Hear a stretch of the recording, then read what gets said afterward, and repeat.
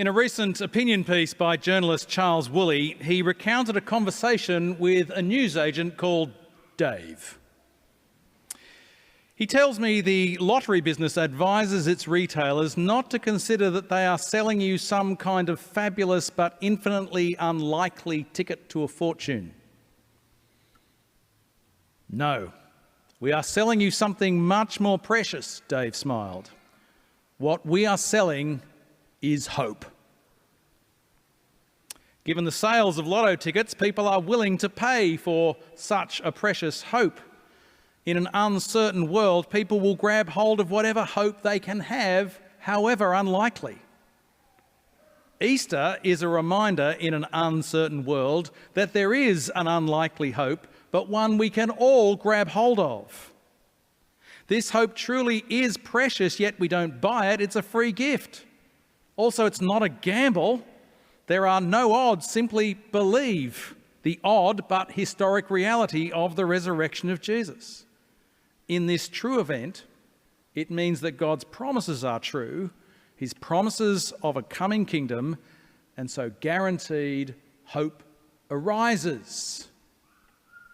We're going to explore this hope with a story from the Gospel of Luke, where two disciples have lost hope. The attention that Luke gives this story says we are to take it seriously. It raises life, indeed world-changing ideas. But as we read it, I hope you'll see that it's great fun. As we think about the death and resurrection of Jesus, it is both deadly, or perhaps livingly serious, but it's also a cause for joy and laughter, for it gives us that most precious thing, hope. Hope arises, for Christ is risen, alleluia.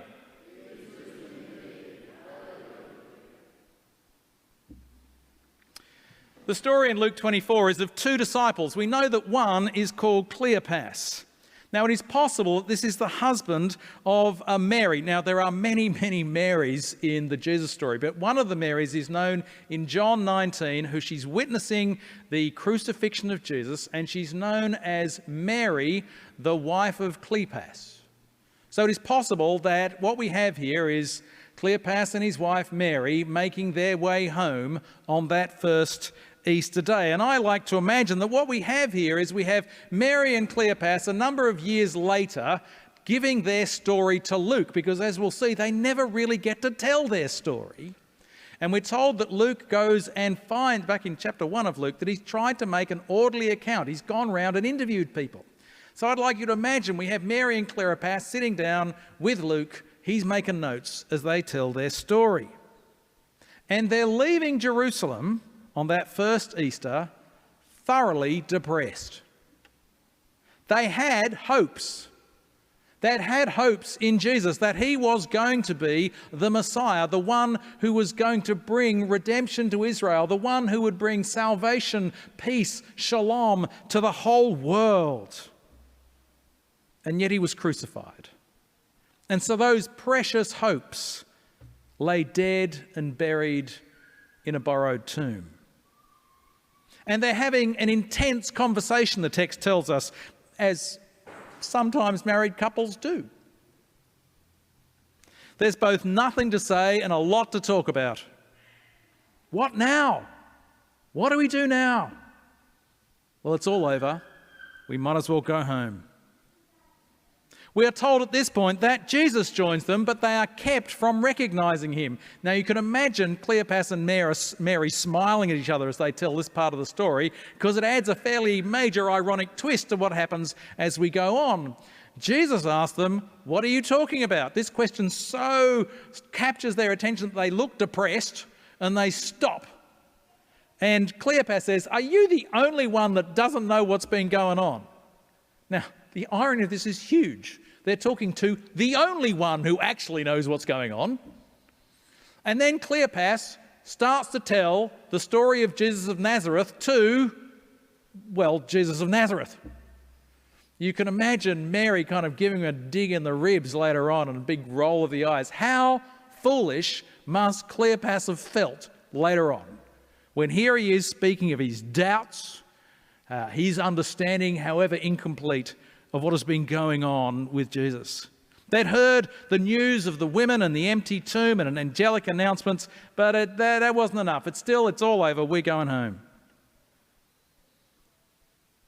Which suggests that whilst Thomas gets a bad rap, from the beginning there were followers of Jesus who just didn't get it, who would not believe in a resurrection. The empty tomb, angels, not enough to convince them. They may have laughed as they told this story, but they wouldn't have been laughing when Jesus turns to them and says, "How foolish are you?" But they would have been intrigued as he taught from the entire shape of the Bible story that it all points to this very moment. He teaches, if you heard what was said, from all the prophets and all the scriptures. The whole of the Old Testament looks forward to what is now happening in Jesus. At day's end, they encourage this stranger who was looking to go further to stay with them. And over a shared meal, he takes some bread, blesses it and breaks it and gives it to them. And as he gives it to them, their eyes are opened and they suddenly realise it's Jesus. They're bewildered. How can this be? And then they're bewildered again because he's disappeared. He's gone. But now their hopes are no longer empty. They're no longer as empty as that now abandoned tomb. Their hopes are reawakened. They have arisen with the risen Jesus. And no longer downcast, they rush back to Jerusalem. But remember, they'd just told Jesus it was too late to go any further. But despite the time of day, they needed to get back to Jerusalem and tell the disciples. You can imagine they're rushing back and they're going, well, what are we going to say? How do we put this? And one of them says, I know what we'll say. We'll walk in and go, he is risen. Now they come, wait. So they get there, they know what they're going to say. They're going to say, he is risen. But before they even get to say anything, they're told, he is risen indeed. Which shows that there were Anglicans there at the very first beginning of the church. They knew what to say, except Mary and Cleopas never got to say their line. But then they're determined to tell their story, so they start to tell of their story and of how they recognised Jesus in the breaking of the bread. But then Jesus himself turns up and makes their stories rather redundant. You can kind of imagine that Cleopas is telling his story and everything suddenly goes quiet and eyes look over his shoulder and he suddenly says, he's standing right behind me, isn't he? And then they hear those beautiful and lovely words, peace be with you, shalom be with you, a world restored be with you. All that God is promising in his scriptures be with you as my gift as the risen Lord. They would have looked at each other and had a good laugh, and they'll think one day we're actually going to get to tell our story. And Luke just keeps writing it down. Now, of course, there is some imagination at work here, but I believe we are to enjoy these stories. They are fun stories. There are, of course, many questions that we might want to ask, like why couldn't they recognize Jesus? Where did he go? How did he arrive in the room? Perhaps Cleopas and Mary just would have shrugged their shoulders and said, well, he is risen, ask him. But what strikes me as you read this story is that it captures the sense of a real memory. Why do I believe that Jesus is risen? Well, because we've got stories like this. This sounds like somebody who was there. And remember, this is somebody who was there at the crucifixion and at the resurrection. And we can see as they understand this, their hopelessness is turned to being hope-filled. And in this story, we discover two fundamental things about what the resurrection means. Luke is at pains in telling this story to show it is really a resurrection. The couple walk with him, they talk with him, they share a meal with him. At no point is there any indication this is anything other than a flesh and blood person. The Christian message is not that Jesus died and went to heaven, but that Christ is risen. Alleluia. Christianity didn't stand the ghost of a chance with a dead Messiah. It could not have got off the ground if Jesus was still in the ground. Even an empty tomb left Cleopas and his partner in their depression and leaving Jerusalem. But with a resurrected Jesus, with a newly alive Jesus, all that he had taught was now vindicated. All they had hoped for was now present. He was the bringer of redemption and salvation, and hope arises. But the hope that arises is much more than just hope of eternal life, which of course is precious enough. We do have a hope that is upwards. But it's deeper than that. For more than just a surprising turn of events, Jesus is clear that all that has happened is according to plan. This was always what God was going to do. It's according to the Scriptures. It was as he explained the Scriptures to this people that we're told that their hearts were warmed as they understood the promises and purposes of God. The resurrection of Jesus is not just an odd moment in history. It is at least a moment in history, but it shows us that there is such a thing as history. History has a meaning, history has a purpose, and history has a destination. It is his story. It is God's purposes, it is God's kingdom that is the shape of this history. History has meaning and it reshapes history. There is a plan, it's God's plan, and it's of God's kingdom come. The whole of Luke is filled with this idea. It's an account of what has been fulfilled. That's how the book starts. It doesn't start with, let me tell you what happened, which he does.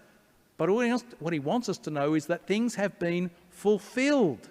Things were promised. They've now happened, which means you can trust the rest of the promises. Jesus said things would happen, that he would rise from the dead. He has now been risen from the dead, so you can trust his promises. We can trust him into the future.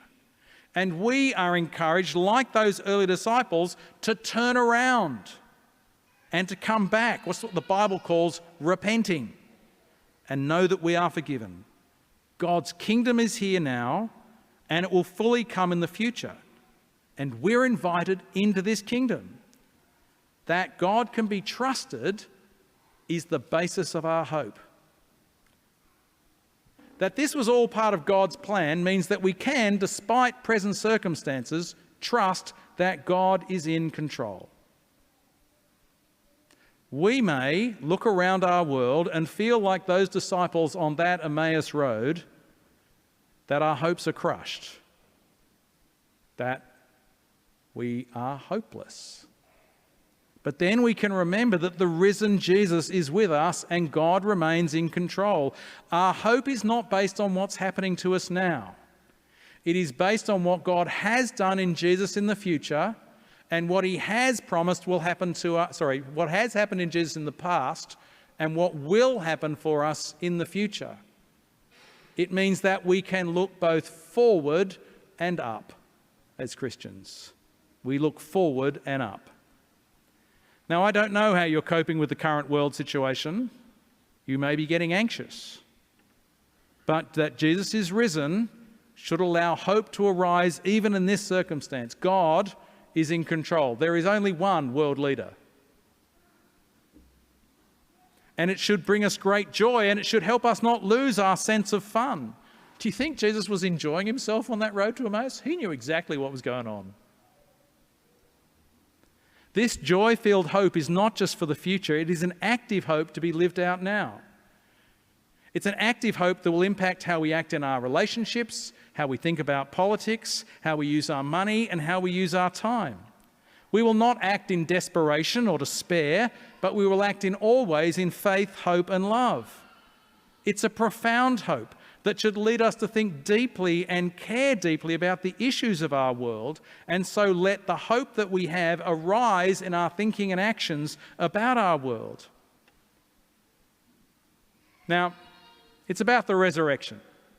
Now, of course, you may not buy it, but of course, if you don't buy it, you've at least half understood, because it's not something you can buy. It's a gift. It's a precious gift of precious hope from God to us in the resurrection of Jesus. We want to invite you to explore this hope with us. We invite you to come back to our services. Now, they asked me outside being interviewed, they said, how many people will be here? And do they come every week?